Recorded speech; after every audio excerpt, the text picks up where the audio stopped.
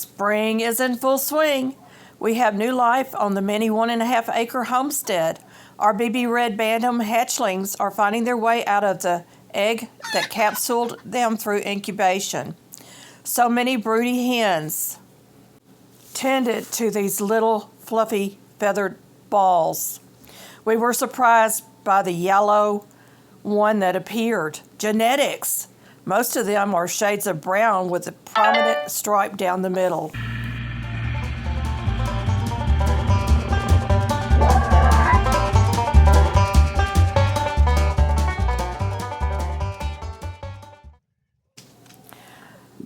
The turkeys are broody as well. We have 2 that are trying to set eggs. Hubby has been able to collect them in the evening, but the battle is real.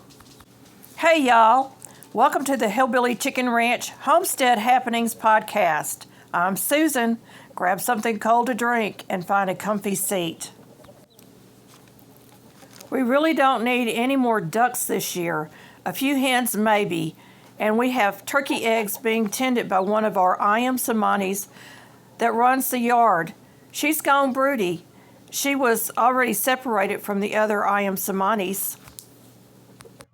When spring arrives and lilies blow, I'm not compelled to shovel snow. In summer, no one bothers me to feed the fire, nor skate nor ski. In autumn, no one longer needs to waste the morning pulling weeds, and winter brings no dewy dawn when I must rise to mow the lawn. So I'm glad the season's through for what I do not have to do.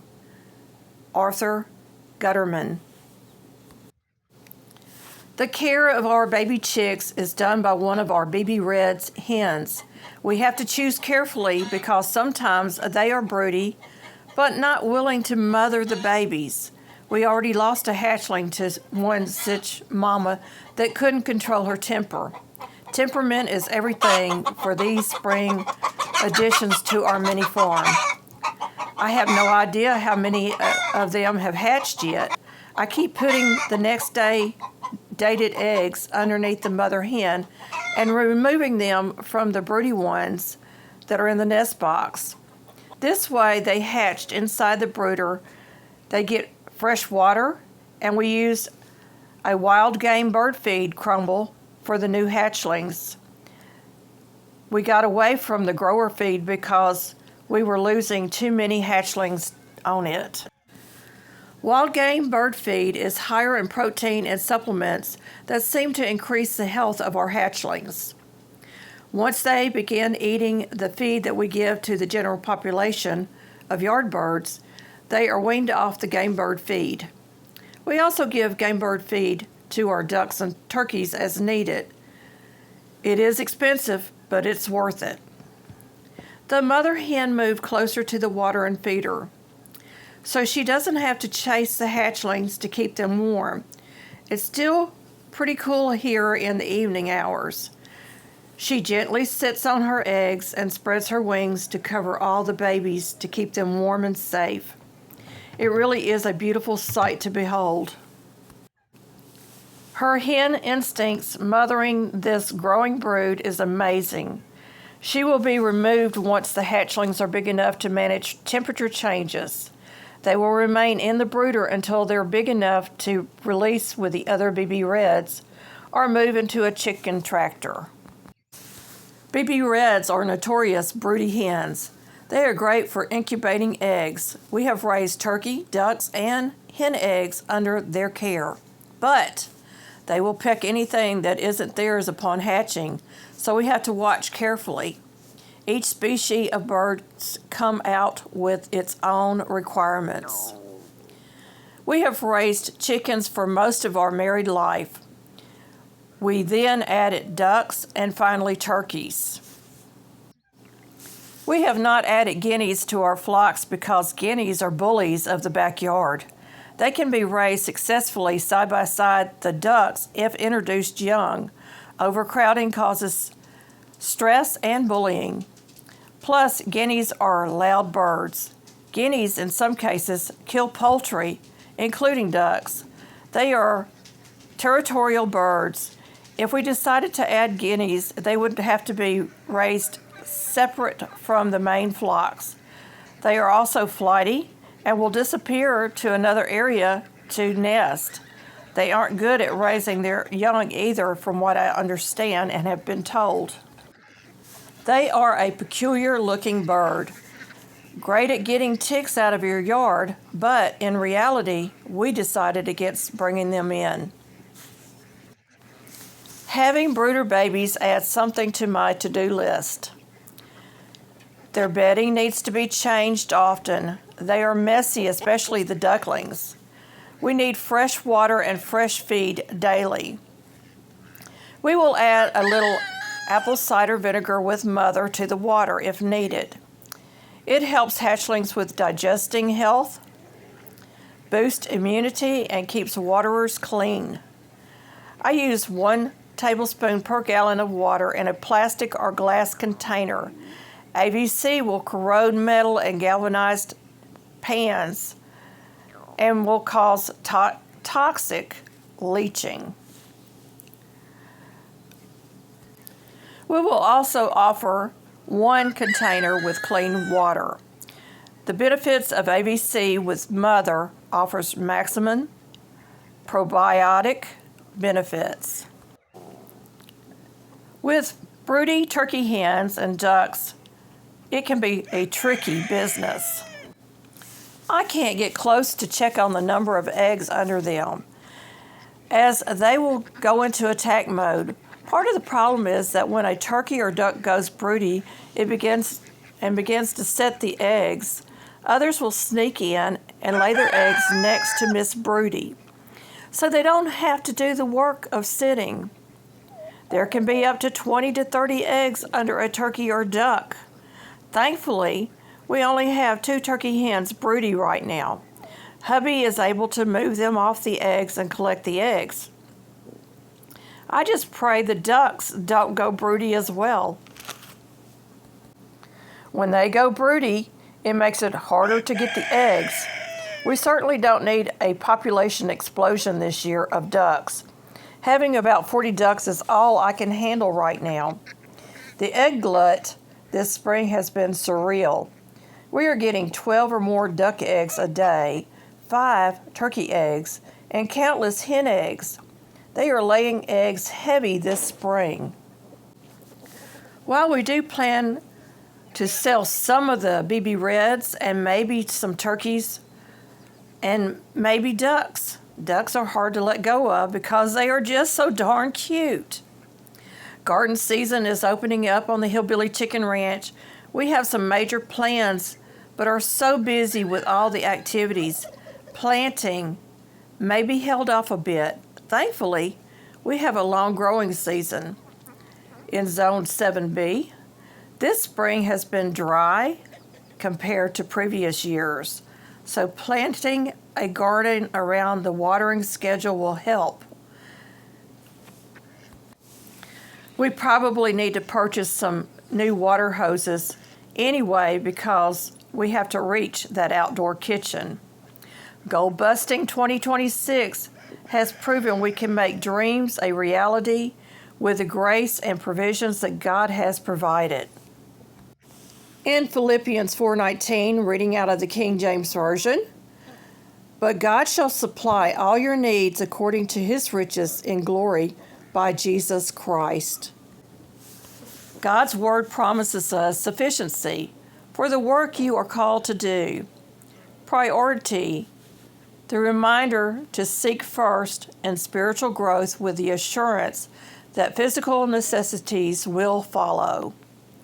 Abundant provision is not just barely getting by, but being provided by the riches in glory.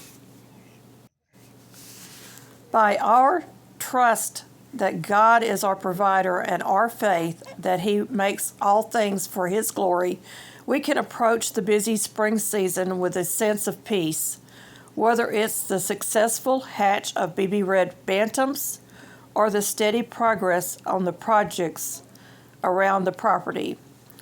It all reflects the larger design and provision that goes beyond our own efforts. Our abundant egg glut and trusting in God as our provider has led us to a very practical use. All things work for His glory. We are making fresh bread and pasta with some of the eggs, using the surplus for nutrient-dense, handmade staples like scratch-made bread and pasta. It is a delicious way to preserve and use up the eggs. There has been a joyful time of giving to others. We have been able to share the abundance with others, such as co-workers and friends at church. The blessing of giving back, the provision is overflowing, and that means we have enough to share. In Luke chapter 6, verse 38, "Give, and it shall be given unto you, good measure, pressed down and shaken together, and running over shall men give into your bosom. For with the same measure that ye mete withal shall be measured again unto you." We are to give from the abundance that God has provided for us. It is His blessings that we are able to give so freely. Since the rising cost of food, the cost of rent, gas, and other bills, it has been hard on most of all of us to make ends meet. I often say seeds are life because a small package of seeds can literally feed your family for a year. It's the same concept with the egg glut. We can't possibly use all the overflowing abundance, but we can put those eggs into someone else's household, and we can feed others through God's blessings on us. Is it work? Yes. But we consider it a ministry in feeding others, the storehouse of God overflowing into us and ultimately into others. We as a nation have seen corporate greed, yet God has remained the same. While the world feels the squeeze of rising prices and corporate interests, the economy of the homestead operates on a different set of laws. Our schedule is full-length videos Monday and Friday at 6 a.m. Central Standard Time, Wednesday podcast at 6 a.m., third Monday live streams at 11 a.m.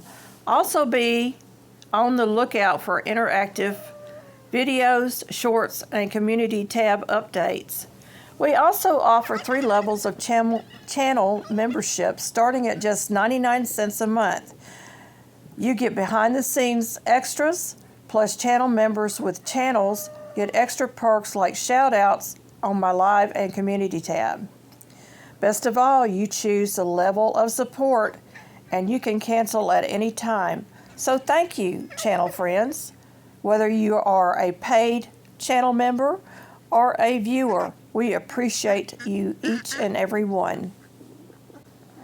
The outdoor kitchen is off-grid, which means we are saving money. No more heating up our air-conditioned home with canning adventures. The 14 by 24 Amish-built building isn't just a new building to us. It's the processing plant for all the abundance that we will bring in from our victory garden.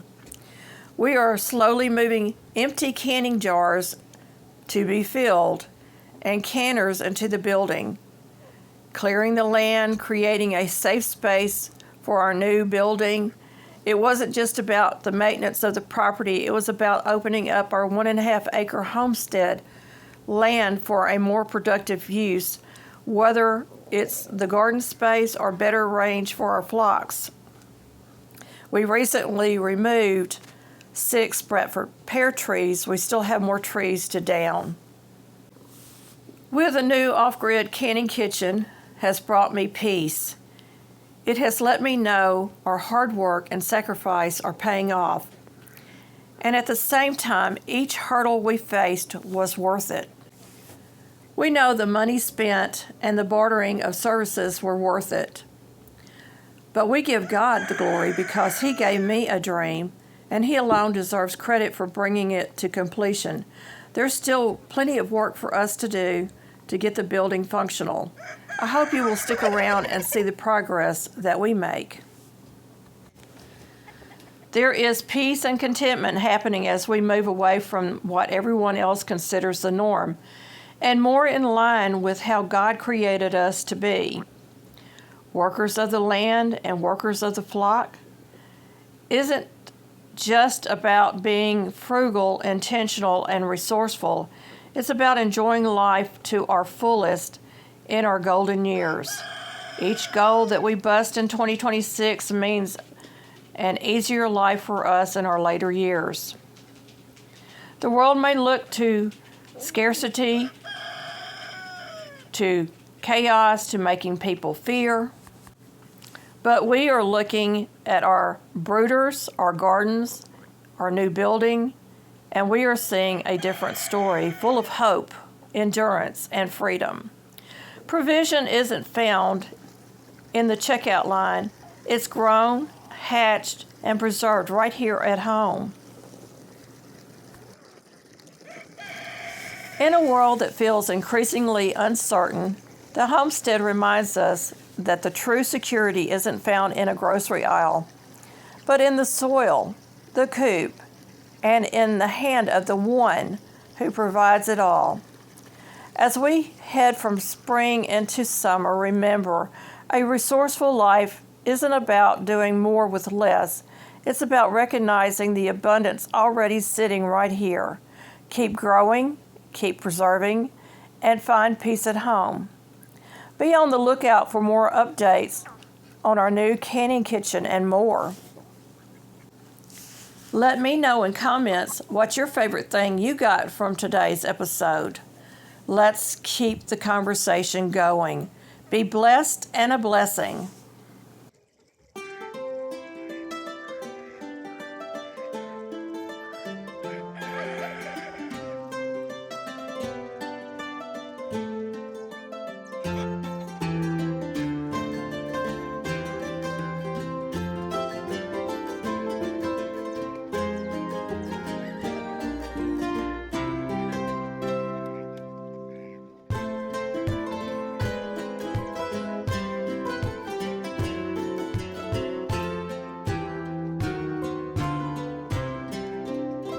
Here's some content I think you might like.